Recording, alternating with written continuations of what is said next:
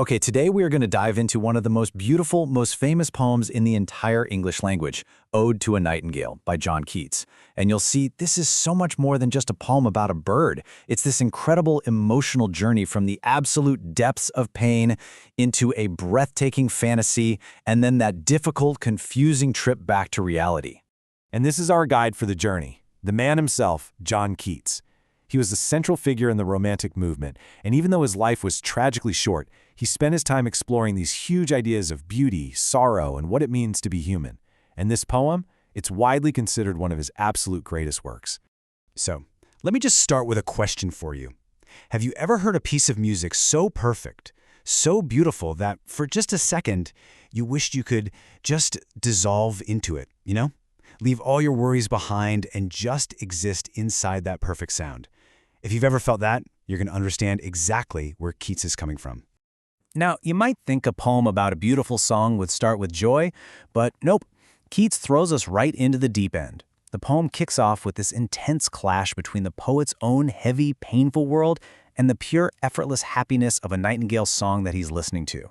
I mean, listen to these first lines. He says his heart literally aches and this drowsy numbness is creeping over him. It's so intense that he compares it to drinking poison, hemlock, or taking some kind of powerful drug. So right away, we know this isn't just a little bit of sadness. It's a deep, overwhelming, paralyzing kind of pain. Many mentions sinking towards Lethe. Now, Lethe in Greek mythology was the river of forgetfulness in the underworld. So by saying this, Keats is telling us he feels like he's not just numb, he feels like he's on the edge of forgetting he even exists at all. And this really shows you the central conflict, doesn't it? On one side, you have the poet, who's just drowned in numbness, pain, and sorrow. And on the other side, you have the nightingale, singing so happily, so effortlessly. The bird's joy is so complete, it actually makes the poet's own suffering feel even worse. So when you're feeling that terrible, what's the first thing you want to do? You want to escape, right? Well, that's exactly what the poet tries to do. He starts imagining a couple of ways he could leave his painful world behind and go join the bird in its perfect one. The first idea for an escape route is through wine. He wishes he could just have this big glass of aged wine, something that would let him just drink and forget and slip away from the real world without anyone even noticing. But he's a poet, so it's not just about getting drunk. He calls the wine the blushful hippocrene, which is another cool reference to Greek mythology. The hippocrene was a magical fountain that gave poets their inspiration.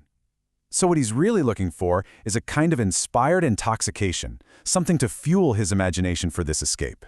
And the goal is crystal clear. He wants to drink this magical, inspiring wine and then just fade away with the nightingale, disappearing completely into the dim, enchanted forest where that beautiful music is coming from. But just as his imagination is really taking off, reality comes crashing right back in. Even in this fantasy world he's building, he finds he just can't forget the very things he's trying so desperately to run away from. He wants to forget all the things that the nightingale, hidden away in the trees, has never had to experience. And what are those things? They're the weariness, the fever, and the fret of being human. It's a world where people are in so much pain that all they can do is sit and hear each other groan. It's pretty bleak. And he gets really specific about this human sorrow. He talks about a world where people get old and sick and die.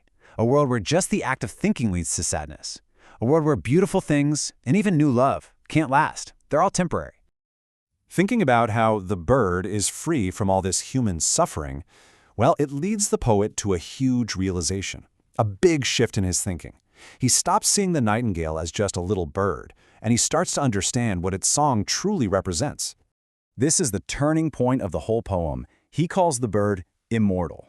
Now, of course, he knows this one particular bird isn't going to live forever, but he realizes the song is immortal. That same beautiful melody has been sung for thousands of years, passed down through countless generations of nightingales, completely untouched by death. And to make this point, he connects this one little song to all of human history and myth. He says this exact tune was probably heard by emperors and clowns in ancient times. It was heard by Ruth from the Bible when she was lonely and far from home. It's even been heard in magical, imaginary fairylands. The song is a thread that connects all of time. But it's that last word from the fantasy, forlorn, meaning sad and lonely, that shatters the entire experience. It's like an alarm bell goes off and it yanks him right out of this deep imaginative dream and drops him back into his own lonely reality. Forlorn. He actually repeats the word. He says it's like a bell that calls him back from the bird's world to his soul self. That one word, so full of sadness, just completely breaks the spell.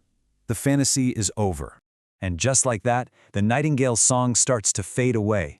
He says goodbye to it, adieu, as the sound gets fainter and fainter, moving across the fields and over the stream until it's gone completely.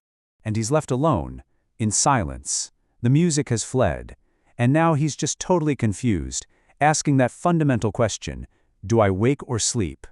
The whole experience was so vivid, so powerful, that now he can't even tell what was real and what was just in his head. And that's where Keats leaves us, with that final unanswered question.